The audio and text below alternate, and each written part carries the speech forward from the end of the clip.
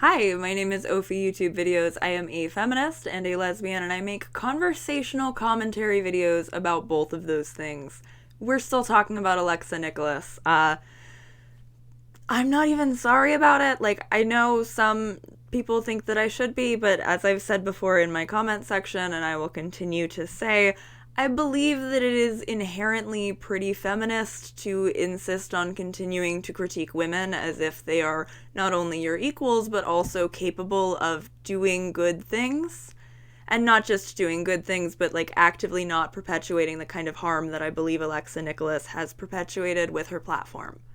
Not going into that thing on that subreddit that I definitely don't believe her husband is running, that claimed that I have a crush on her, and that's why I'm speaking about her, which is very funny, but, doesn't really dignify a response other than, that's just, Mean Girls movie homophobia. Genuinely, with the exception of some truly heinous and ignorant shit my mom said to me when I was growing up, that's one of the most funny, textbook I'm a little afraid of gay women things that somebody could try to throw at me. No, I don't have a crush on Alexa. I've been kicking around a video idea for, fictional characters who made me uncomfortable as a child before I understood why. I would list that white-haired lady from The Incredibles before I would even get to anybody from Zoe 101, and I would not have remembered Nicole. When I knew that there was a former Zoe 101 star who was, speaking out, I thought it was Dana. Dana is the character who got written off early into the show who I remembered. I thought it was the person who Victoria Justice came in to replace. Anyway, per my new standard with these more bite-sized Eat Predators retrospective videos, we're not going to be spending a whole bunch of time covering the very beginning parts of the ground and, laying everything out.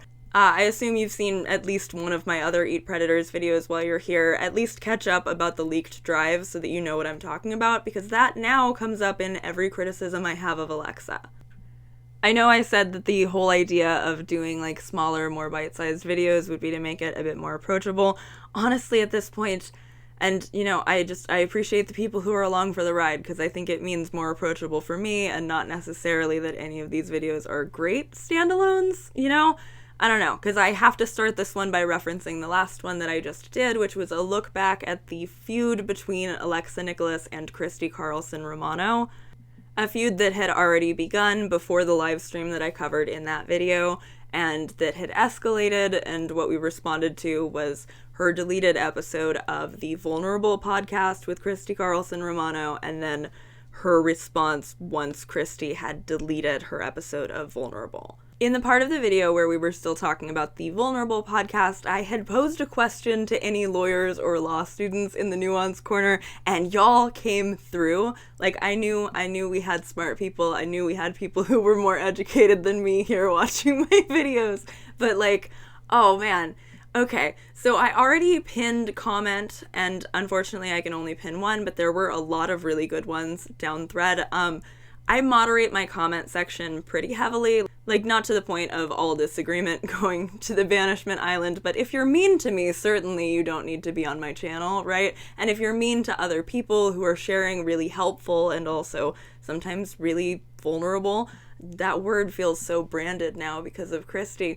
But if you're if I know people are sharing things that are really heartfelt, I feel a responsibility to kind of make sure that those conversations aren't being had where a bunch of assholes can join them. So I haven't really brought up in a while that my comment section is a moderated space, but I used to say that in every single video when I felt more like I needed to justify myself to make videos. I'm really growing out of that, and that is thanks to you. Thanks to all 7,000 and change of you. I'm still working on a video that I filmed where I was really excited that I had just hit 5,000. The last week or two has been a real skyrocket. I really appreciate how vocal so many of you have been about your appreciation of this series. That's a whole long tangent to say. Another thing I used to do more frequently in my videos than I have recently is notes from the Nuance Corner, and this is a kind of a modified version of that because we're going back over some comments from the most recent video. We've got a couple of them that I'm going to have come up throughout this video because they tie into points that I'm making. And again, like I've said, my viewers are very smart. But I did, even though I did pin this comment, I wanted to put it in my next video since I used that clip where I was saying I wasn't really sure what Alexa Nikolas was claiming about NDAs. I'm going to play you exactly the clip from the Vulnerable podcast that I used in that video. NDAs are non-disclosure agreements, for those of you who may not know. Yes. They're things that are an item on the predator's like, I guess, mission statement, because it's a huge problem. It is. Okay. Because they're super broad. And the problem with them being so broad is that crimes fall into them. So like sexual assaults, sexual violence in general can fall under these extremely broad NDAs. And I've come across survivors where not only are they not allowed to mention that there even is an NDA, but the NDA will say that they can't even speak to their therapist about it. So these companies are blocking survivors from their healing journey of their trauma. Yeah, And that's it's crazy. I mean, to put that in. But isn't the therapist, aren't they sworn by like legality? You can subpoena them. Yeah. So okay. if you get into a Wow. lawsuit situation, then the therapist, that's another thing that a lot of lawyers that are, representing alleged abusers, they really will go after the survivor's therapist as like a tool of harassment to make them scared of what's going to come out, what prescription pills have they been, prescribed to kind of try and make them look like they're crazy. So with these NDAs, since they're so broad, we have sexual assaults, falling into these super broad NDAs. And they're so old school to the point where in litigation now in the state of California, you can't even sign an NDA about sexual harassment or sexual assaults. That's been done. But a corporation can still use an NDA about sexual assault in a work environment as long as it's not litigation. Okay. So if basically it's like pre-litigation, they call it, when you go to H&R and you're like, my boss or my, an employee sexually assaulted me or harassed me. They say sign this? Correct. Okay. They say sign this. And sometimes a survivor doesn't even have a lawyer present. They're feeling so pressured to sign it to keep their job. And What do they do? What do they do after they sign it? they get fired a lot of the time. Oh, no That's shit. the problem. And I'm going to read you the response that I just got. There are more down thread if you look on that original video. There were also therapists weighing in saying there are certain times when cases could be subpoenaed, but certainly not in the scare situation that Alexa was describing in this clip. So Lydia Lake 872, thank you so much. I pinned this one because it was like the quickest read, I thought, for if somebody just was seeing where I put on screen like lawyers please interact. I thought I need to find somebody who was like very brief so that if somebody needs to walk away with like a quick understanding, you know what I mean? Other people also explained it really beautifully and thoroughly, and I really, really appreciate all of them as well, but this is the pinned one. As a lawyer, she is so insanely wrong. 1. An NDA cannot be broad or vague, and the way she repeats that is mind-boggling. 2. You can never be instructed to not tell your therapist, and a therapist would never be subpoenaed because it's privileged information and protected. 3. An NDA is not enforceable if it is used as an attempt to prevent a crime from being reported. The way she said these things with her full chest is so reckless. If she actually knew what she was talking about, it could have empowered her viewers by knowing they have rights. And I already had also heard, as a lot of people voiced in the comments, an NDA cannot be used to cover a crime. Pretty sure there are even eat predator signs that say that, but I'm not positive. But Moxie Poxy responded, I'm not a lawyer, but I have always been told that NDAs are immediately void if a law is broken, and a large amount of NDAs are never enforceable to begin with, but its job is just to intimidate the victim who may not understand the legal system.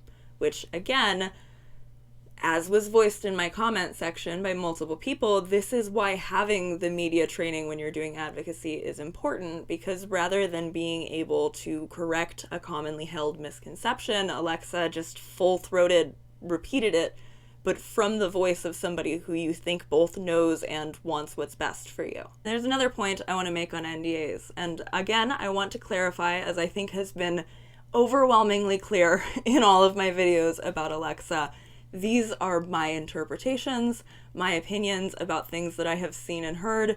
This isn't an allegation of true facts. I don't know the specifics of this. I know slightly more specifics than I am going to show you in this video for the sake of the safety of the people involved, but okay, but here's the thing, right? And, alleged Alexa, don't sue me with your Army Hammer lawyer.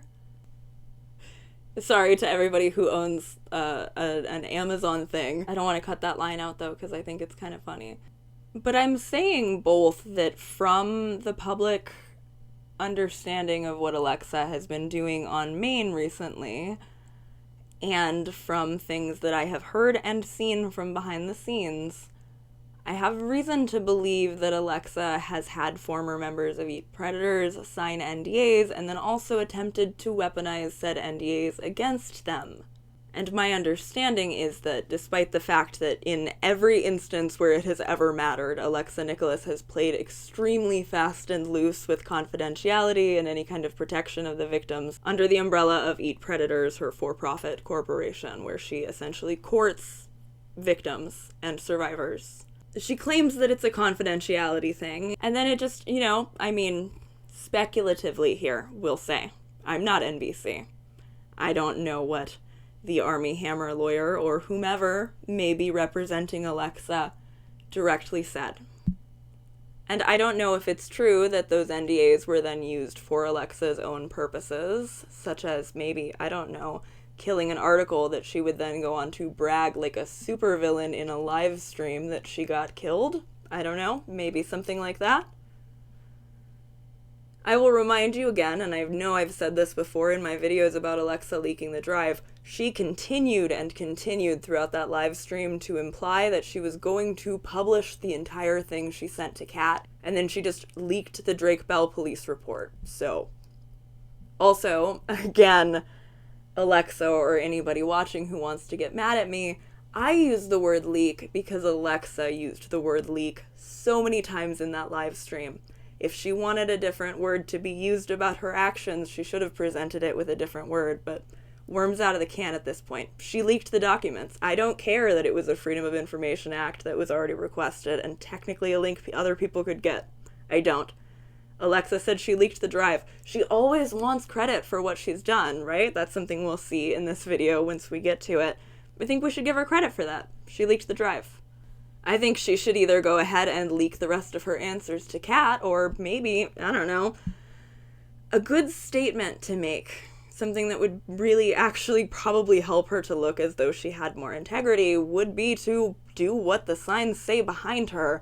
And we don't even have to start with protect survivors, not predators. And yeah, I hear y'all. That is so ironic. And there are a lot of things that have just felt like low-hanging fruit, but that one is really, really upsetting to me. And so is release survivors from NDAs. Alexa could make a really salient point and just release them. Will she? Or will she do more things like that Ford Gala that she showed up at this week, where she was introduced as an advocate against the grooming of girls, and there was no mention of Eat Predators because she is clearly desperately attempting a rebrand. That's another reason I'm not pumping the brakes on this. If she was pumping the brakes on her advocacy grift, we could maybe talk about it a little bit. She's not. I have the right not only to document the harm that she has done, but the harm that she has the potential to continue to do. I'm over-justifying myself. I'm not going to continue to do this in future videos. I just want a timestamp that I can send people to next time I get a tiring, "Oh, is it very feminist of you to criticize a woman who is still profiting off of presenting herself as a feminist activist?" And the answer is, yeah. I just want a timestamp to link to if I get another tiring comment about how it's unfeminist of me to have standards for women, right? So speaking of lowering some standards, let's get into this live stream. All right, so Alexa, as I said before, there's a bit of a preamble in this live. There's a lot of justifying herself. She starts off, though, with sort of trying to set her intentions. Just, as with everything in this video and with all of these old lives that we're revisiting, just more interesting in retrospect and with the way that we know, despite whatever her intentions were, things would end up being later, right? Obviously today I'm going into Ned's Declassified podcast. I'm going into Christy Carlson Romano. And my intention going into this is to, hopefully I want this to be insightful for everyone watching. And also I want it to be healing. And not only just healing for me, I want this to be a good conversation, a productive conversation. So, okay, that's her intention. And as mentioned there, she's also addressing Christy Carlson Romano in this video. And I just already made the video about that. I was under the impression that the Neds thing had happened much earlier to this than it had. I don't know why, even as I was scrolling through, I didn't notice. It was just a few days before her stream about Christy that this stream about the Ned's Declassified cast was going on. I think in my mind, I felt like they were further apart because I was remembering maybe more internet activity from Alexa prior to that Ned's live. And then, yeah, so that happened very quick succession with the one that we just covered about Christy and the vulnerable episode getting deleted. One important distinction, though, and it'll become pretty clear if you notice throughout the clips, Alexa's episode of Vulnerable had not yet been deleted. She had not yet been, as she phrased it, punished for being a human being. This is the being a human being that I think she was being punished for a little bit. We'll get into it. But them being so close together chronologically means that this episode treads a lot of the same ground as the episode just about Christy did. So I'm condensing some of it. We're rolling over some things. Unlike the stream about the Drake Bell's victim impact statement, this one's still up on our YouTube. So you can just go watch it if you feel like I'm not giving you full enough clips of it. Also, in that video, I said that Corey Feldman was on the Vulnerable podcast in November. That was not true. I'm not sure where I saw that now that I'm looking. I think that was in May of 2023 that he was in the Vulnerable podcast, and then it was taken down in November. The November 2022 date for Alexa doing her episode of Vulnerable is correct to my knowledge. Could be wrong, though. It's hard to pin down exact dates for both of those because they're not just still up on the YouTube channel, right? Anyway, she hits on a lot of the same subject material as the last one about how she's now on her own platform and feels safer there and telling her story there compared to on other people's platform. There's a Britney Spears and Britney Spears apology name drop again. And, you know, people don't really realize that for a lot of years, a lot of years, I was silent about all of the toxic, unpleasant situations that I was in. And I was scared to talk about it because I knew that when I do, and if I did, there would be victim blaming involved. I knew that people wouldn't understand the reasons for me wanting to talk about these things. And to be honest with you, one of the individuals that really inspired me to be here today is Britney Spears. And we all know how silent she had to be for 13 plus years. And the way that she now uses her voice on her own platform, like on Instagram or on Twitter, to speak her mind and let us know how she's feeling about things, etc. I just found it very inspiring. I'm gonna do a different video and talk more about Britney Spears and Jamie Lynn Spears. I'm gonna ask my friend Aaron for some help with that one because I know he knows infinitely more about Britney Spears than I do. But she just brings up Britney Spears a lot. And I've heard from Britney fans who keep up with Britney's social media a lot more closely than I do that she's not particularly active on Twitter and Instagram. But I mean, yeah, to have some empathy, I can agree with Alexa here and say that when Britney Spears really lets loose in one of those Instagram captions, it does usually kind of hit, even if I have to like read it in a little bit of an accent to try to understand what she's getting at. I have a very narrow amount of knowledge about Britney Spears, almost entirely from my friend Aaron and the excellent Medusini videos, but I have a lot of fondness for Britney Spears, so I hope that comes across when I say that I have to put on a voice to understand her posts. So moving on through the beginning here, she spent a lot of time, as I said before, setting her intentions and also, talking about wanting an apology from the Ned's Declassified cast. I talked a lot in my first Eat Predators video about what I called at the time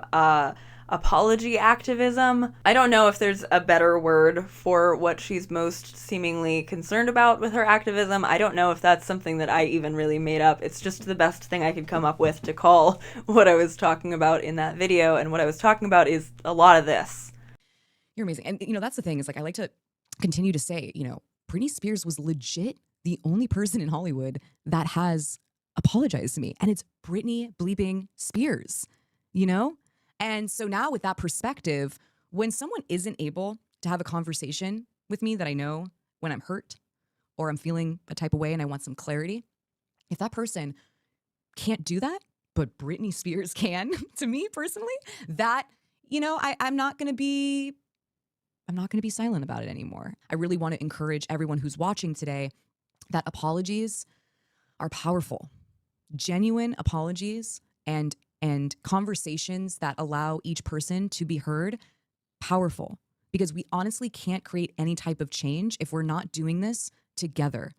We have to do this together. And predators want us to be divided. They do. They want us to be divided. And the more that we can have healthy conversations with one another when we're hurt, or if we're feeling upset, or we're feeling overwhelmed, or we're feeling triggered, the more that we can at least hold space for accountability and hear one another out, I really do think it's going to change the world. And, I might be being a little too optimistic here, but why not?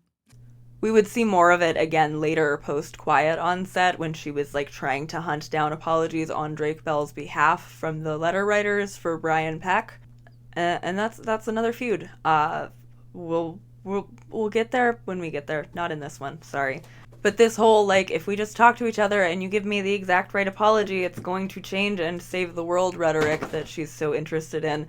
I find it unhelpful. I find it probably actively harmful and hindering to healing. And I'm commenting on that. I want to make this clear. I'm commenting on it because she is presenting herself as an authority and as a model.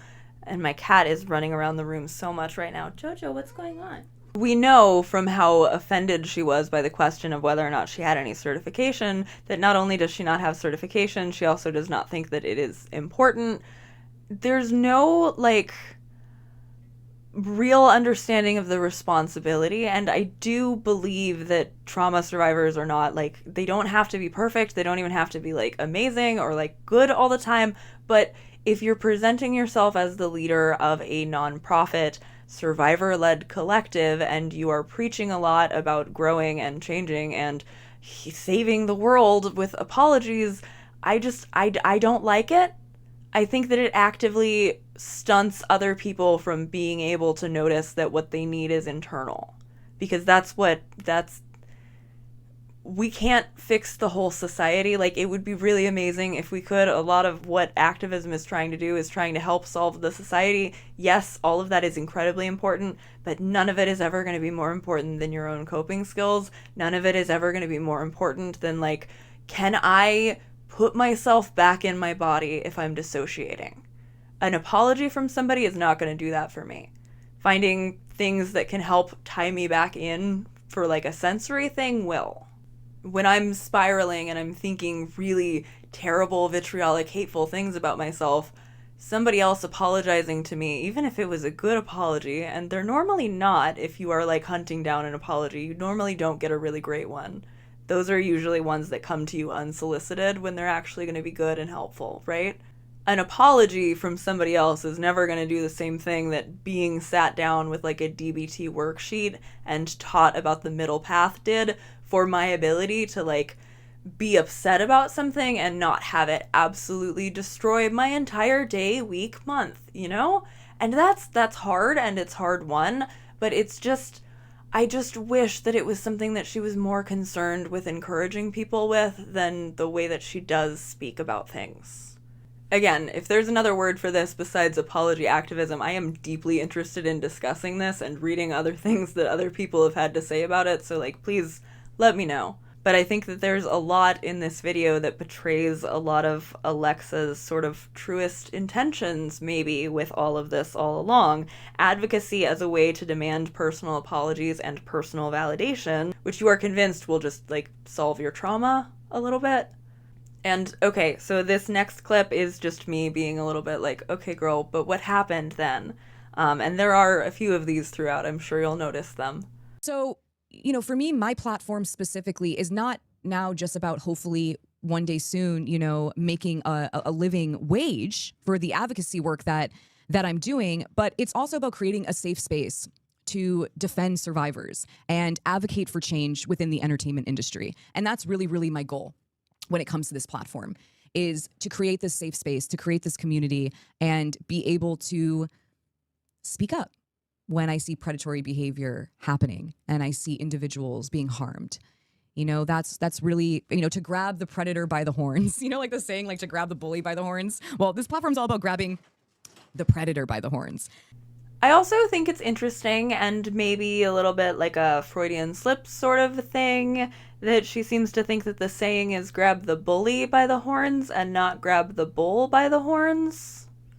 I know that's pedantic. That's like me pointing out 9 to 5 at Starbucks level pedantic. But I also know that she blasted the police documents from the investigation that led to Drake Bell being charged with and pleading guilty to the reckless endangerment of and distribution of materials harmful to a minor. And she just blasted it out online.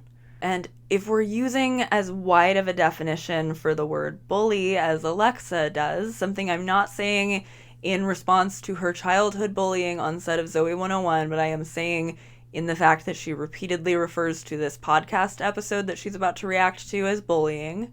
I think if we use as wide of a definition as she does, we could pretty easily sort her blasting those documents out as her being a bully to Drake Bell's victim. I also think even discarding that, because okay, sure, pretending that she just believes that exonerates Drake, so many of the things that she went on to do to former members of Eat Predators in the Guess Who live streams also very even more than this podcast episode, which I admitted in my first video about this, and I will admit again, I don't think should have been published. She is worse than what she is really angry about in this video. I just want us all to remember that. I do feel bad for Alexa in this video. I felt bad for her in the context when I first watched it. And I don't think that totally turning off that empathy is what we need to do here, but I do think that holding it in a dichotomy, in some nuance, if you will, with the fact that we know that she expects and frankly demands a lot more from other people towards her than she expects of herself towards other people, it's just interesting. And also, I don't really particularly need to interpret this part for you. I think it's pretty obvious, and it was pretty obvious at the time that Alexa is feeling very defensive in this live. But now I personally have decided to reflect on my past and my own trauma on my own platform and not on hers, and honestly not on any other. And I feel like I have every single right to. At this point in the live, we had already covered a lot of the same ground that we covered on the other live about like her initial responses to Christy on Twitter before the Corey Feldman video would get deleted. And I understand why she would feel more safe on her own platform, in her own echo chamber, than she does on other people's podcasts. Like, it does make sense to me that she would feel more comfortable and safer, and I think she did have every right to respond on her own podcast. Like, I genuinely do not disagree with her here. I'm just pointing out that this was very defensive, and I didn't really understand why until she finally admitted that she had already been getting backlash prior to sitting down for the live. I got a little bit of backlash for posting the thumbnail for today. And it was interesting. I had to turn my comments off. The reason why I turned off my comments wasn't really because I didn't want to silence anybody, but I did want to make sure that I didn't get bullied into not having this conversation today.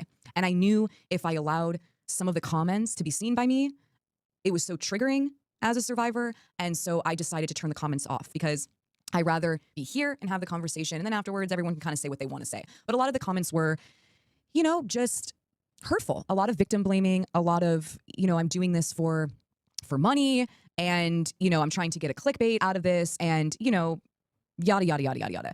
And she transitions from this into talking about, like, money and Cameo. There's a lot of very clear jealousy about Christy Carlson Romano's whole deal being, like, so financially successful when Eat Predators just isn't. I mean, the thing about this, like I said, this is another thing, not even just about the Ned's Declassified podcast episode we still haven't gotten to, but even this, even being a little bit exhausted that Christy Carlson Romano's more capitalism-friendly version of what you feel like you're trying to do is more successful than yours, I empathize with being frustrated and jealous about that. I ended up actually becoming part of Cameo, I think it was in the last 6 months, because, you know, Eat Predators has been total grassroots, DIY, no money in it. It was starting to lose its sustainability.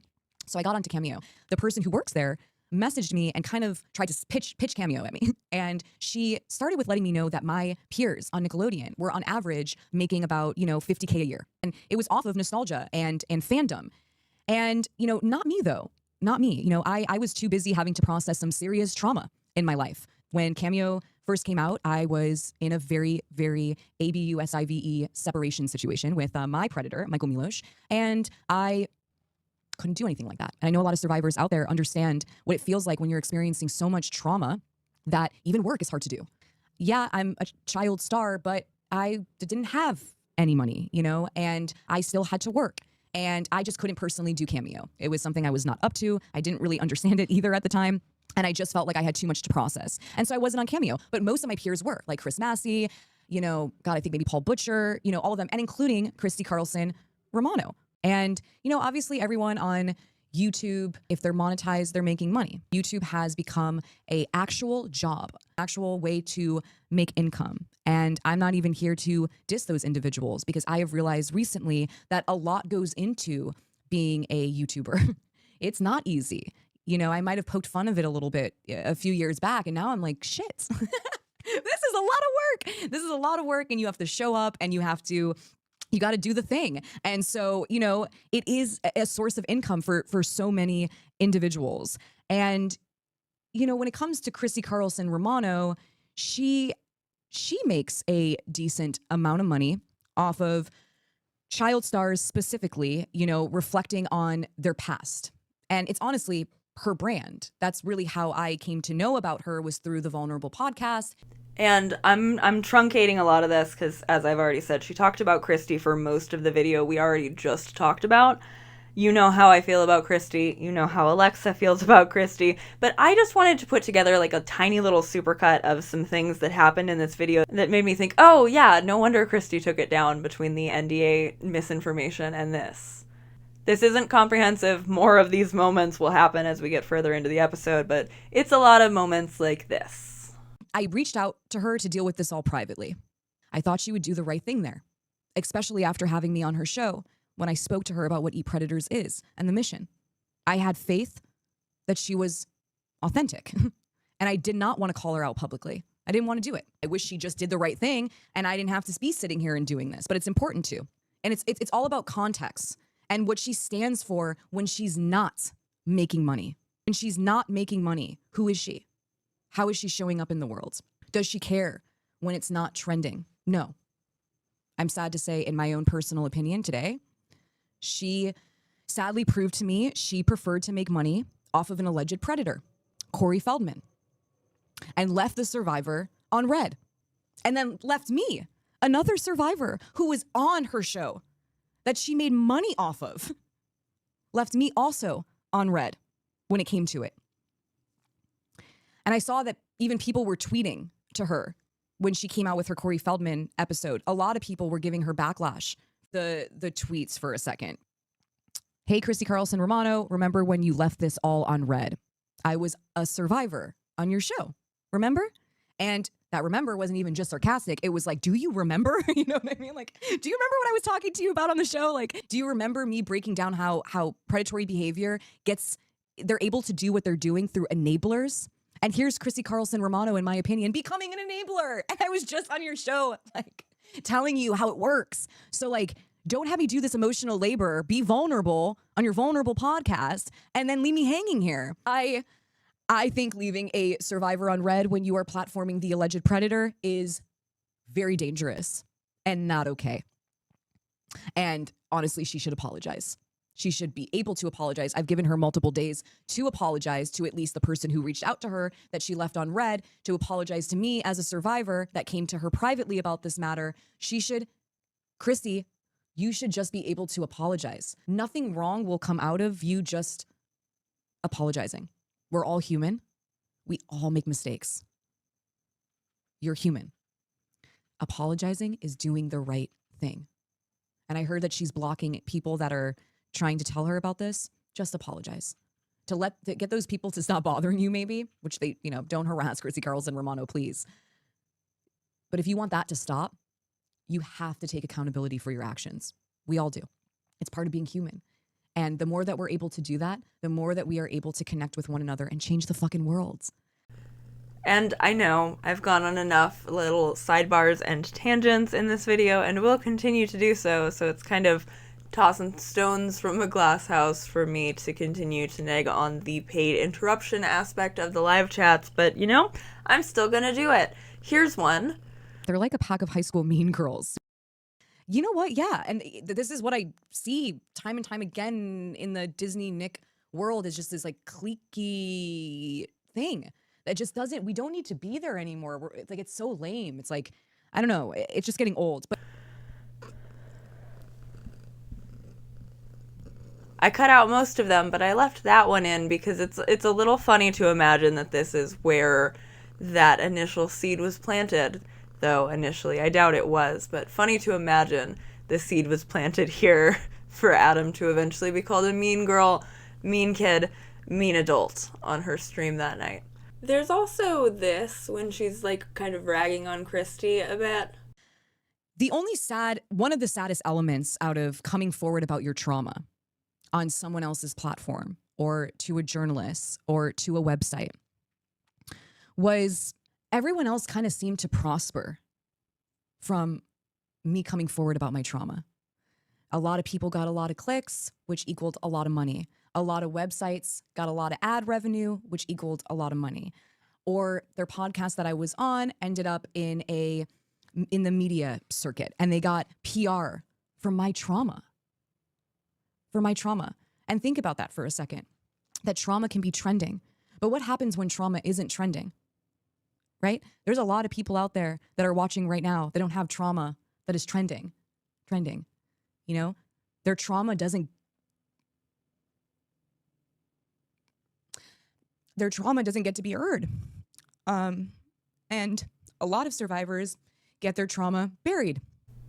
And I wanted to bring it up because when she's referring to the time when her trauma is trending, she's talking about when she went to go protest Nickelodeon following the release of Jeanette McCurdy's book. And there's actually, as I said before, I was going to read another comment later on in the video. I wanted to read a comment that I got that I thought was really, really spot on and that I wished that I had voiced in my video last time when I was saying that the release of Jeanette McCurdy's memoir, I'm Glad My Mom Died, really shaped the way that Eat Predators would form. And I mean, I had my little pop-up on screen where I was like, Christy did not read the book, because even Christy was like, where was Jeanette's mom during all of this when she and Alexa were talking, right? There's this big desire, I feel, on Alexa's part to like roll herself and Jeanette McCurdy's story together. We heard that in the Vulnerable podcast. We can hear it again here, in response to hearing the way that it was discussed in the Vulnerable podcast and kind of the way that Alexa was framing it during that interview with Christy. This is a response left on my video about that.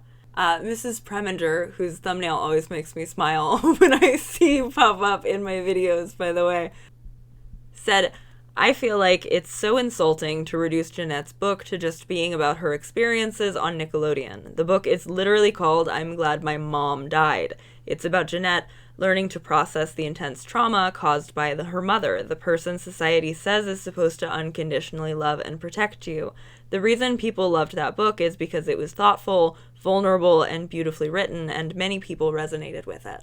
I responded to that comment differently in my text response than I will here, because, you know, a lot of you apparently already saw that one. I completely agree with this take. Here's a clip from this live that I think also furthers this point, that this is Alexa's understanding of I'm Glad My Mom Died, or at least the way that she wants to further other people's understanding of it. But no one reached out to me in 2019 when I came forward about Dan Schneider. I came forward just on live. So yeah, in 2019, you know, I never got a book deal or anything. I never had like a YouTube channel or anything. I never really had anything. And so I just wanted to get the information out. And so I went on Instagram Live and told a lot of my story about Zoe 101 and Dan Schneider, etc. And nobody came to me about it. No one came to me, wanted to talk to me, wanted to make an article about it. Honestly, wanted anything, you know, didn't want to do anything with what I was coming forward about. And, you know, fast forward when Jeanette McCurdy's book came out, you know, and well-deserved. That was a long time coming. And the thing with that, though, was once I read Jeanette McCurdy's thing, you know, instead of thinking about my own book deal or like my own YouTube channel, I was like, I'm going to go protest fucking Nickelodeon because fuck Nickelodeon. I'm so over Nickelodeon. I'm so over fucking Dan Schneider. And now I got it confirmed that it happened. Someone else felt the same way by this person, by this network. I was no longer alone in that. So I went out there to protest. And I was already protesting before, but I went out into the streets and I protested Nickelodeon. And what came out of that was my introduction to Christy Carlson Romano. And Hoodies said, I feel like she skimmed the parts about Nick or the creator, or maybe even just read articles. So much of the book doesn't even take place during her Nick era. I completely agree. The book is about her mom. There's payoff at the end about the fact that it's like about the fact that eventually after false starts, she found therapy that was helpful to her, but it's a book about her healing journey and about why she needed to have a healing journey in the first place. And I think there's a really interesting discussion to be had here. I mean, obviously, Jeanette McCurdy and Alexa Nikolas had very different experiences, even not just because they report having different experiences on set, but also, you know, it's somebody who still very proudly and actively says that their mother is their best friend, who's taking away the part about the strained mother-daughter relationship from being what's like being discussed about a book called I'm Glad My Mom Died, in the hopes to maybe kind of co-opt some of the success that was coming or some of the attention that was coming. And I don't know that I even can blame her for that. I mean, honestly, even Quiet on Set likely would not have probably happened without I'm Glad My Mom Died being such a success. Like, you could tell they were really desperate to talk about Jeanette in that, right? Even though they spelled her name wrong on one of the little graphic things. Everyone wants a piece of the Jeanette McCurdy pie. We saw that with Josh Peck when Josh Peck was really shitty about the fact that she had done an episode on his podcast and then later asked him not to release it. And he was like, oh, she owes us one. I've felt for a long time that something that Josh Peck and Alexa Nikolas have in common is a deep-seated envy for Jeanette McCurdy's nachos. And I think that's very clear in a lot of the ways that things get talked about. We just will see again and again. I mean, I don't even think that this is the last time in streams, but, you know, maybe if it comes up in another live at this point, I'll just cut it because it's repetitive. She keeps saying, like, I didn't get a book deal when I came forward about my experiences, and Jeanette didn't either. Jeanette did not get a book deal based only on the fact that she had worked at Nickelodeon and had a negative experience about Dan Schneider to share. I really, truly do not feel like that's understood, and I think that the reading where maybe Alexa didn't fully read the book is part of that. I also, though, I'm fairly certain that I'm Glad My Mom Died was a book club read for Eat Predators. Somebody please correct me if I'm wrong about that in the comments.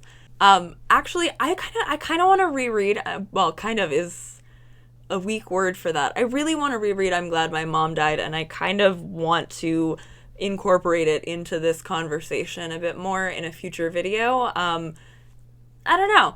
Would anybody be interested? I just was like, oh, they did a book club of this, but like maybe that's something that we can do through like community posts or something, like read it at a certain pace before I talk about it in a video if people are interested in revisiting it or reading it again. I don't know. Maybe let me know what you think of that in the comment section. I don't know. So before she moved on for now from talking about Christy, she was talking about why she had also reached out to Christy privately, other than about the Corey Feldman episode, but about the Ned's Declassified podcast, speaking about her. We're going to get into this.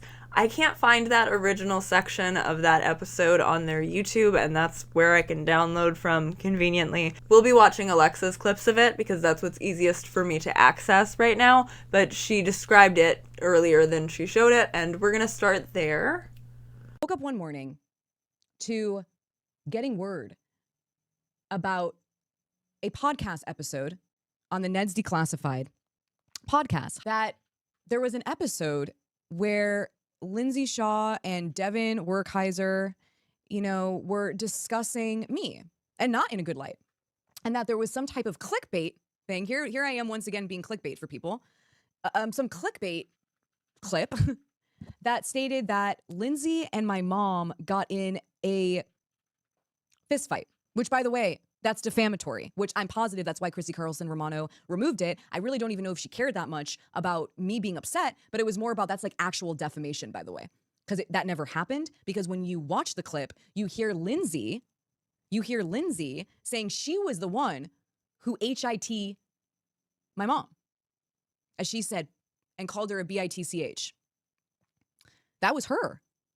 She never said my mom did anything back, because my mom didn't. And by the way, my mom was holding me down because Lindsay's been very public about her thing, and I'll leave it to that. But, you know, we were teenagers and experimenting with things and drinking. And Lindsay was trying to take me out of the house, and my mom was holding on to me and didn't want to let me go. And so what Lindsay did was hit her, like she liked to do on her podcast, on my mom's head. And then in the podcast called her a bitch. I don't even honestly remember her saying that in the real moment, which is even gross that she thought it was okay to say that in the podcast. It's very triggering, and my mom obviously did not feel good about that, watching that. I mean, it was horrible to watch, honestly. So, okay. I'm going to go through this podcast with you because, again, it's podcast inception. This is Alexa responding to the Ned's Declassified thing, which means we're going to see some of Alexa's responses before I kind of unpack and give the other side of this story, even though, again, as I've said before, and as I will say again, I think that it was unprofessional and rude and a bit mean-spirited with them having had an interpersonal connection prior to this for this to have gone up. Like, I genuinely just think it should have been edited out, but I don't think that that's hypocritical for me to say now that I'm, like, intentionally sitting down making videos about Alexa. You know what I mean? Again, over-justifying myself. But just the conversation itself is odd, and it didn't feel like it would have added much to the podcast. I mean, I listened to a lot of this podcast episode on like 2.5 speed waiting for this part to show up, and it didn't, and I was like, oh right, they must have cut this out. So clearly it wasn't like load-bearing weight, even though they had used it for a short to promote the thing on their YouTube channel. And so she told me she couldn't take down the full length, but that she could take down the clip where they used me as clickbait. And I said that I would really appreciate that. Thank you so much. Thank you so much. And then I said I would like an apology from the cast. And no, she let me know that most likely Lindsay was not going to be apologizing to me. And so I was like, okay. And then I was like, well, I'm going to be hopeful. I'm going to hope that one of them reaches out when they've heard that my feelings were hurt. I didn't do anything. I'm just letting her know. Like, it was I'm just hurt. This hurt my feelings. And I would like to have a conversation and be human to human and just make amends. Like, this shouldn't be a big deal. And no, I never heard from any of them. I never got an apology. Christy did apologize about it happening, and she said she wasn't even aware of it, which is, you know, whatever. I wish I had a less cut up version of this to show you so that we could like go over it and then go over her reactions to it, but we gotta make do with what we got because this feels a lot less worth hunting down than the full vulnerable episode did, you know what I mean? And I've already said it's the Ned's Declassified podcast. If you didn't grow up during this era of Nickelodeon and you haven't also been watching other videos about this era of Nickelodeon, Ned's Declassified School Survival Guide was another Nickelodeon live-action sitcom. It was not created by Dan Schneider. The actors who were former child actors on that set and who run this podcast say that it was like positive, happy work experience. I had said in my first video that because of some stories I'd heard from the podcast, I wasn't sure how like safe of a work experience it was. I've heard from people who have listened to more of that podcast than me that things were happening offset and not like as an onset thing, in which case I have no opinion about it, not my business. The cast consists of 3 people, but only 2 of them really got on Alexa's nerves during this conversation, as well as their guest host, who had been, I think, from Unfabulous, and who previously also had been, at least to some level, friends with Alexa. But of the Ned's Declassified hosts, the people who Alexa is beefing with in this instance, my light just slipped, but I think it's still attached, so it's fine. The Ned's Declassified cast that Alexa is beefing with are Lindsay Shaw, who was Mose on Ned's Declassified School Survival Guide, a character that I did have a crush on, actually, if the Snark Reddit wants to go crazy about that. I did. I'm being clear about my biases here. I just don't happen to have one where I had any kind of crush on Alexa Nikolas. Anyway, Lindsay Shaw and Alexa Nikolas were extremely close. This is something that will kind of puzzle out a bit more throughout the clips as Alexa reacts to it. And also, despite the fact that I will be taking a Lindsay sympathetic angle here, I'm not like a Lindsay fan, even though I said I did used to have a crush on Mose in Ned's Declassified. I don't keep up with what she's doing these days. I'm aware vaguely that she had gotten backlash for being racist and then used the fact that she is like friends with her cast member as like kind of cover for that, you know. And, you know, I also disagree with some things that she said on social media about Alexa after the fact. Like, I want to be clear, I've been short and snippy with Alexa in my videos at some points recently, especially after she leaked those police documents, but like, it doesn't mean that I'm just blindly pledging my allegiance to everybody who makes her mad. Like, I am being thoughtful about this. I'm being nuanced. I am being thoughtful about this. This is actually where I had first put up the Nuance Corner sign, was in my first Alexa video, and it's construction paper, and I lost a U, and I took it down for now. But wanting to examine both sides of this, which was very clearly to me upon watching it, even though I did and do still feel a little bit sympathetic to Alexa, it's very clear that this is like a friendship breakup that has just clearly continued to go on and on as something that both of them have feelings about. And also, I think what Alexa does to Lindsay in this video is worse than what Lindsay did to Alexa in the podcast. So we'll get into that. I just wanted to like introduce you to the main key players first, like I did in that other video, because we've been just mainly talking about Christy for so long and I didn't feel the need to reintroduce her. Devin Werkheiser is Ned from Ned's Declassified, and I think he was also in that Alec Baldwin movie where the prop gun was not actually a prop gun.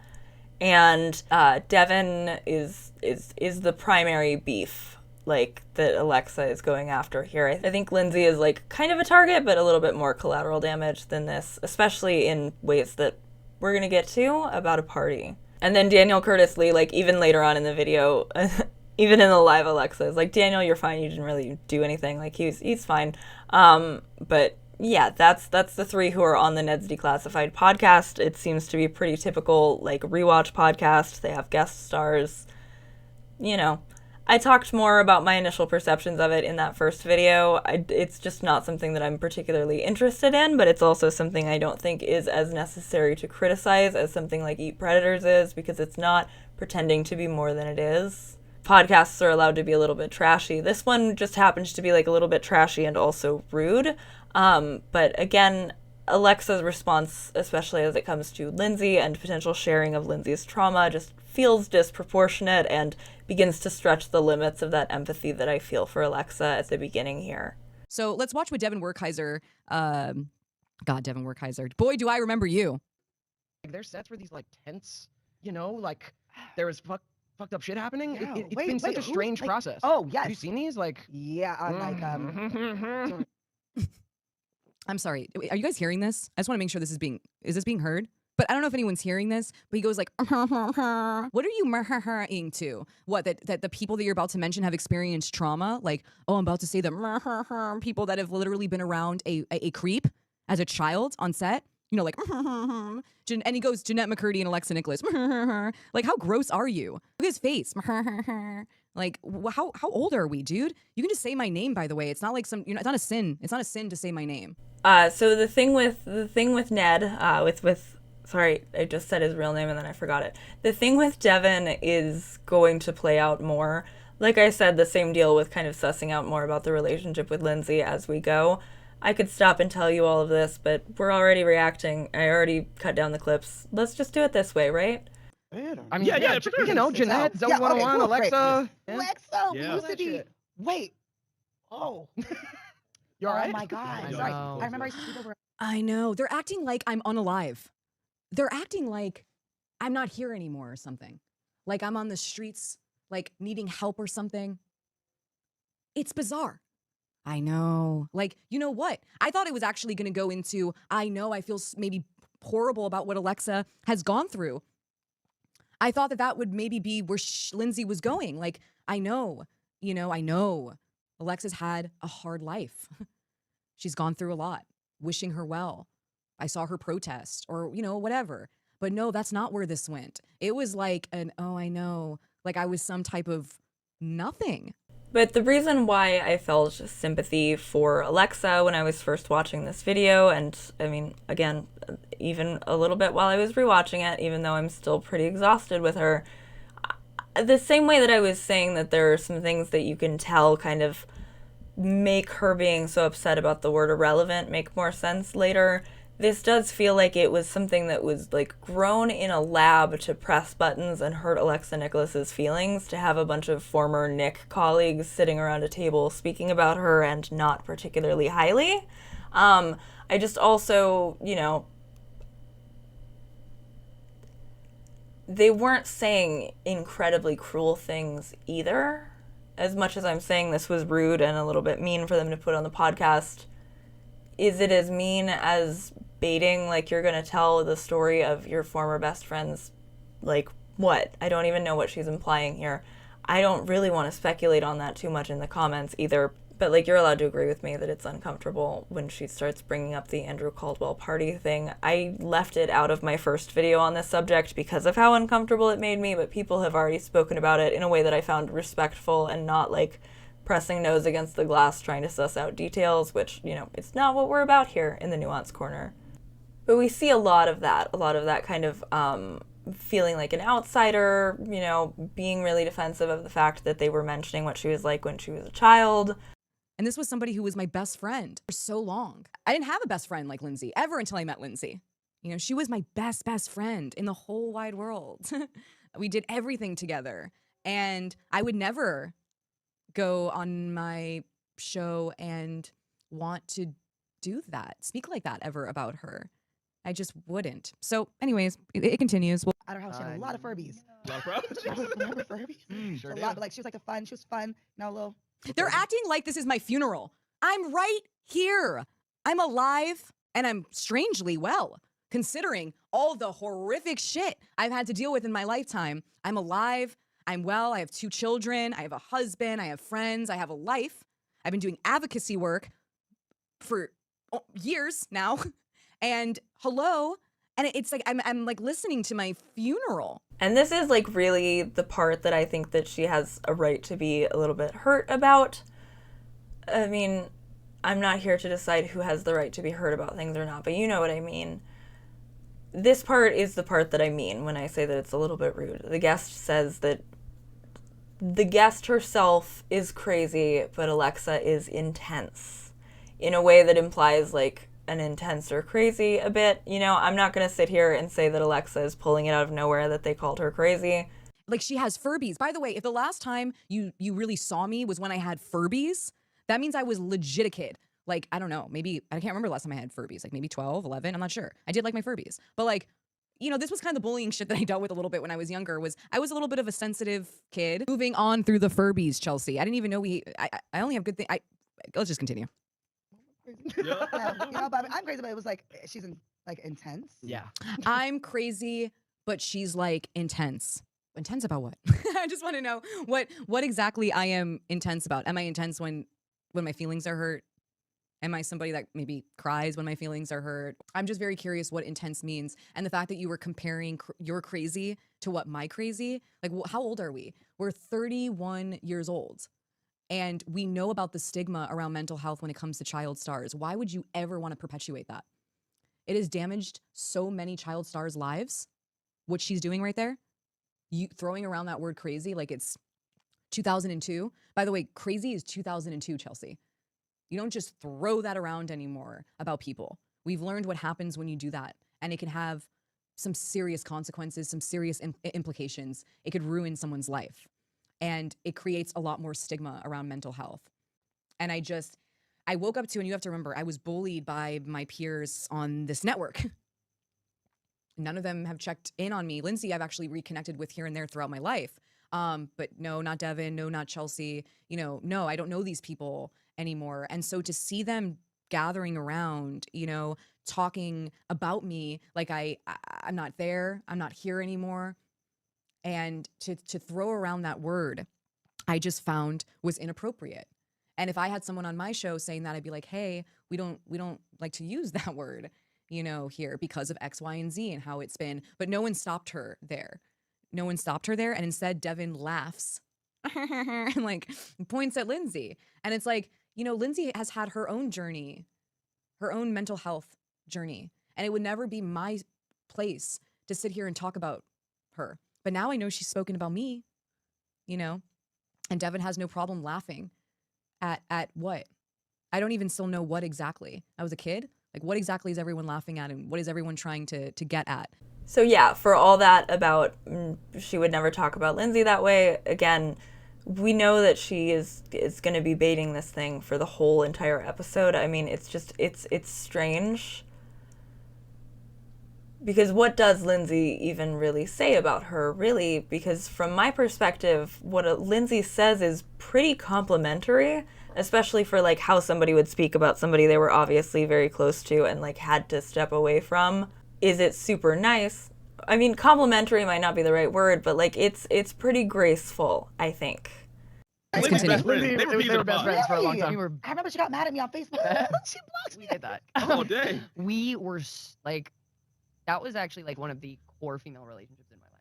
Really? Yeah. Well, she like- was honestly a really good actress. Like, And I think that it's telling that Alexa does what I've started thinking of as the Alexa Nikolas special, where she responds not to what you actually said, but to the cruelest possible interpretation that she pulled out of nowhere of what she thinks you were saying. Case in point. like, where is she? She's like out spouting there. off to the universe and stuff and had a kid. She's and out there. whatnot. Okay, where is she? Okay, first of all, I'm right here. And also out into the universe. Lindsay, what's up with you? And I did repeat it and watch it a bunch of times, so that's why I know, maybe. But Lindsay didn't say she's out there off into the universe. Lindsay said she's out there spouting off into the universe, which is like, again, not super kind and friendly, but also a pretty like exasperated thing that I can definitely picture somebody who used to be friends with Alexa saying about her whole deal now. I would say that. I would say Alexa is out there spouting out into the universe. But Alexa responds as if Lindsay said something else, and as if the other thing that Lindsay said was like specifically a dig about her grooming and her going on tour with her former husband and groomer. And it just doesn't feel fair to Lindsay. Again, so much happens in this video that doesn't feel fair to Lindsay, so maybe that's part of why I feel this way. But like, again, it's just like, I understand Alexa's heard about this, but also that's not what was said. It's what's responded to, though, and what in the mind of the fans of Eat Predators becomes what Lindsay said, right? And then saying that I'm out into the universe. What does that even mean? I'm just right here. I've been right here, and I'm pretty positive that they have seen my protest and know that's what I've been doing and heard it from Christy Carlson Romano. Like, let's continue. Oh, she had a kid? Yeah. Yep. Oh, that's great. And she's still acting. I think. Wow, Yeah, she was she's out actually there. a really good Great, actress. and she's her mom. a Yeah, creator. now they're like She- taking it a step back. Like, like, she's been here, yeah, she's there. You know what I mean? Wow. Traveled the world with her musician. Like, I could see Lindsay's having a hard time here. She's been traveling the world. Lindsay, I was broomed, and that person that took me around the world, it was because they were isolating me from my family and friends while they were blanking me. So I've been pretty public about it for a while, and if you cared or you wanted to talk about it, I would have appreciated you coming to me first and not acting like I've just been traveling the world with some guy, like living my best life. That's honestly not what has been what happened there, and I would appreciate you to say the right thing. Again, these two obviously were very close. I don't know a ton about it. I know that they both seem to tell the same story here, essentially. Women who cared very deeply about each other and who, for whatever reason now, are not friends. like, a wonderful human being. But yeah, we had to cut ties just because like we were no longer seeing Like, eye it to was eye. toxic, yeah. Yeah. Wow. We were no longer seeing eye to eye. Lindsay, you were on your own healing journey. I'm going to say this in the nicest way I possibly can. You were not a walk in the park. Okay? None of us are. but I know that you've been public about your healing journey and your therapy, etc. And I would like a little bit more reflection in that conversation and context instead of saying like it was just toxic. It wasn't really just toxic. The last time I saw you, things were not doing so well, not going so well. And you remember and you know, and we all know. And, you know, I would never do this, Lindsay. This is just not it. This is not how you show up. This is not it. And I really don't appreciate it, honestly. I'm getting serious now and intense. Okay. And I'm a dramatic diva too. Okay, let's go. But a different story here, you know, Alexa keeps saying Lindsay should reach out, Lindsay should reach out, that she asked Christy to tell Lindsay to reach out after they were both on the Vulnerable podcast. And it's like, I don't understand really how Alexa could possibly not understand, though, that this was her slamming the door on Lindsay possibly reaching back out to her right now. That calling her out by name and making her into an even more massive bully than just somebody who was there and said something a little bit snide during a conversation where somebody was called crazy, like, it just... She was doing that on a platform called Eat Predators. She was implying some things about Lindsay by doing that. I can understand why Lindsay would get defensive. And again, like I said before, I understand why when this happened, Christy Carlson Romano seems to have been like, hey, send it. I'm just going to take down that Alexa video. This is not worth it. And here's the story of why that guest host was saying that Alexa was quote unquote crazy, which I still don't think is a kind word. It's a word I try not to use. I will say that something is crazy, that an idea is crazy, but like I do try not to sit here and be like, oh, she's crazy. Like that's not helpful. It's not. How old were you? I mean, Late teens, 18? right? Yeah. Oh. Wow, that's when she went crazy on your Facebook. When she went crazy on me. Chelsea, how old are we? And how old, are you talking about when I had Furbies? How did I go crazy on you? And what's so amazing about this is she's throwing around the word crazy, which no one should do, which no one should really do. She's throwing it around. And then the context of it is ridiculous. It's like, it's not even crazy. It's just, well, we'll continue. So she said it twice about me. So twice in this podcast, I've been called crazy. She's crazy, but I'm like crazier, which I don't know, Chelsea. I don't think I'm crazy, man. And actually to everyone that's called me that in my lifetime, guess what? I'm 31 now, not feeling crazy. I'm actually feeling the most sane I've ever felt. I was like, okay, I knew you were like tough and like what, like, you know, but I was like, this is like, it was like, Unhinged. it was about. Whoa. Devin, it's me, Alexa, the name that you were afraid to say. Do you remember Andrew Caldwell's? Speaking of unhinged. Here's what I'm talking about the party, though. You know, Devin, I remember you at Andrew Caldwell's party, okay? Like, you weren't fucking whatever. I won't say it here, but I remember you at Andrew Caldwell's party. Like, what, bro? Unhinged. Why were you so excited to even say that about someone you haven't seen in, like, I don't know. Has it been 20 years now? I don't remember. The last time I saw you, I think, was at Andrew Caldwell's place, to be honest with you. But like, I haven't seen you since. Why are you so thrilled? It's called Unhinged. And there's a point where she's like, I'll just say it one more time. But then she says it a bunch more times after that. Like, it seems to be part of why she wanted to do this live, maybe? I don't know. Okay, so continuing. Take Mom things was a lot. very seriously, and I'm Lindsay, I you don't are know, the she's person that protecting- takes things I learned serious from you. I learned a lot of my seriousness from you. I was actually not that serious. You were. And I'm not dissing you for your seriousness. I actually think it's a wonderful quality about you. And I always admired it about you. But, you know, whatever. Continue.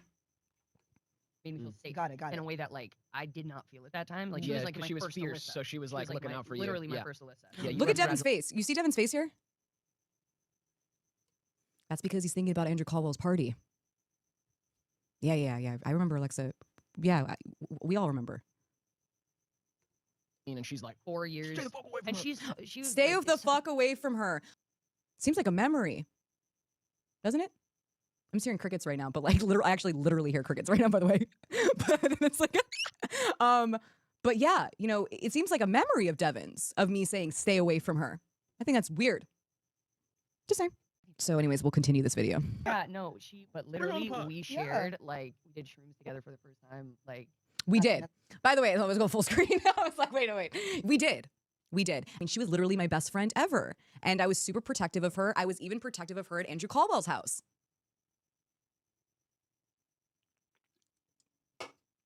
Say just one more time.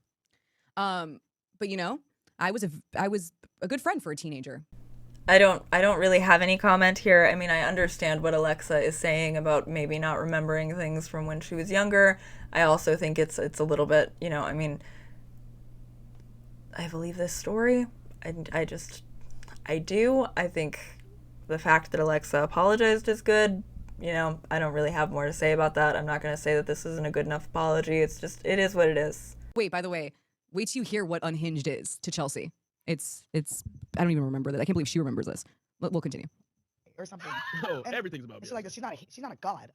I post. I'm just saying, like, I like her. I'm like, Oh my god, this that's so something she would is- say. It was so random. I was like, I'm sorry. You're right. She's a goddess. Yes, but it's just like random. I don't know, but Okay, I don't even remember this. Okay, I'm not gonna lie.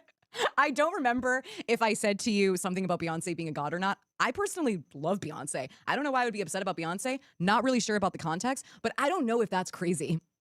I just don't know if that's a way to throw around that word. I was actually hoping for something more, I don't know, something that felt like intense. I don't know what happened there. I honestly don't even remember this. Like how old? 18? I've actually blocked out most of that, sadly, that year of my life. I don't really remember it. And if I did do something, maybe Milos was around and influencing my blockage, but because he wanted to isolate me from everybody. So when I hear block and 18, I'm thinking like, oh wow, this sounds a lot like, sadly, me being with that predator. So if I blocked you about Beyonce, I don't know what happened, but I can even say, I'm sorry. I don't even know. I don't even hate you. I don't even, there's nothing wrong here. Like, I'm wishing you the best. I'm hoping you're the best. I totally forgot about it. I've never said anything. And so, you know, I would appreciate it if you don't call me crazy though anymore. Okay. I would appreciate if that just stops with all of you. Just stop it. Like, just stop calling me crazy and stop bullying me even when we're like 30 years old and it's on a podcast. I would appreciate it. I'm asking you, please do not do that. But this part kind of like frustrates me too, where she's really frustrated that she didn't hear one good thing about herself other than the fact that they praised her acting. Like it's again what I was saying about how even if she got apologies, I feel like they wouldn't be good enough for her a lot of the times. Like, not everybody has to praise your advocacy, and in fact, like, probably part of doing it is being aware of the fact that not every time you get mentioned is somebody going to talk about the thing you would most like them to talk about you doing. like, if she would, She was a really good actress. Am I not alive? And it's like, oh, she was a really good actress, but she was what? Like, it feels like I'm getting backhanded compliments and still nobody's mentioning what I've been doing the last couple years, which is, by the way, you guys, protesting every fucking Thursday for survivors in front of institutions to bring attention around the fact that these powerful institutions have been covering up SA for decades. And I got to be, sadly, a victim of it. I lost from 16 to 27. I lost so many years of my life. And I know Lindsay fucking knows that. Because I was on Christy Carlson Romano's show and Lindsay was on that show right after me. You guys know I'm alive. You guys know what I've been doing. You know what I've gone through. You know, why are you guys not, why is it even weird to say my name? That's how it's always been there with Nick Stars. What am I doing wrong? Like, what am I intense about? Yeah, I'm intense about the things that hurt my feelings, and yeah, I'm intense about advocacy work. Okay, you got me. At least mention some good things that I am, that I deserve to be at least appreciated for, not just the actress shit. It was so patronizing. And she acts like it's a personal affront that they didn't, and not that they just, you know, didn't give her free promotion. And see, did you hear one thing other than me being an actress? It felt like they didn't say anything about what I've been doing or anything. Like, it just felt cold and it felt just not it, right? And I encourage Lindsay and I encourage Chelsea and I encourage Devin to, and Daniel just wasn't even, you know what, Daniel, like, you're good, man. Like, I don't even, what I felt more triggered by Devin, Lindsay, and Chelsea, and especially Devin going into an actual memory of his, by the way, an actual memory of his. And it's like, I really wish that Devin and Lindsay knew why I was so protective of her, especially one night. And, you know, and I was doing the best that I could. And, you know, sorry for whatever happened when I was 18, Chelsea. And if I ever hurt your feelings about Beyonce or blocking you on Facebook, you know, I'm sorry. I am. I hope I didn't hurt your feelings. And I'm 31 now, and I just hope that we can get over that. And I apologize. If something happened, I don't remember, and I'm not trying to invalidate that, but I just literally don't remember. But if I did, I apologize. And I would just really appreciate that you don't call me crazy and unhinged, all of you, et cetera. And please don't act like I'm no longer alive. It is upsetting. I heard that Lindsay said that she did want to reach out to me and that she should. And yeah, Lindsay, you should. Your good old friend, past friend here, Alexa, I reached out to you after I did the Vulnerable podcast and asked to connect with you and never heard back from you. So if you want to reach out to me and have a human-to-human conversation and apologize, I'm here for it, But since no one's talking to me, this is where we are tonight. It's strange. I feel like it is possibly helpful context for the whole irrelevant thing. Really, I wanted to talk about the NDA thing again. I wanted to make an update. I wanted to share that new piece of information, and I decided to roll that in with something else so that I wasn't just making a video that was like 15 minutes long. This one, I don't think is a situation that exactly ties back very neatly into like as clear hypocrisy with the Corey Feldman, Drake Bell thing, but I do think that the way that she was dangling Lindsay's supposed trauma or Devin's supposed bad actions or whatever we were supposed to imply from all of this over their head to prove her point. Yeah, that tracks with the woman who leaked that drive. It does. It makes those feelings of empathy really weighed down by the nuance I feel about them. And that's been just an overall pattern with Alexa Nikolas for me the more I've been covering her. There are just a few other little things that I would like to mention before I pack up here.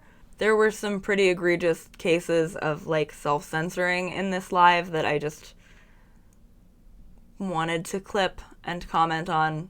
Okay, so, also just saying, gotta say it. There are so many survivors that are unalive that didn't make it through their trauma. That's how serious their trauma is. SLAP, in the face as a survivor. This is another thing where I just always have really struggled with Alexa's work. For a long time, I kept telling myself, I just don't like the streaming format. Maybe I just don't like the YouTube format. But at a certain point, man, I think you just got to say, hey, I'm going to use the big girl words. And if they don't push me in the algorithm, people will come back once they've found me and subscribed. That's part of why I use language that exists for things I want to talk about. I don't think I could ever possibly pretend to be that serious after I said unalive, right? And you really don't seem to have to do that on YouTube. I get that it's a TikTok thing, but my experience so far has been that I don't need to do that on YouTube, so I will continue not to do that on YouTube. If you appreciate that I don't subscribe to that whole game, I would love it if you would consider subscribing to me. I also have a Patreon, a Coffee. There are ways that you can support me financially if that's something that is comfortable for you to do. It's something that is a huge, huge help for me. Thank you so much to everybody who already has through the GoFundMe that helped me to stabilize my housing this summer and that still is helping me to make up money that I need to pay rent. To everybody who has supported me on my Patreon through the Coffee, to everybody who has watched my videos and who sticks through them all the way to the end, and to all of my lovely Nuance Corner friends, not just the comments that I read in this video, but a lot of the other ones, even ones that I haven't had a chance to respond to yet. I really, really can't tell you how much I appreciate being able to have these conversations with you all here. I will see you again in the next one. I love you.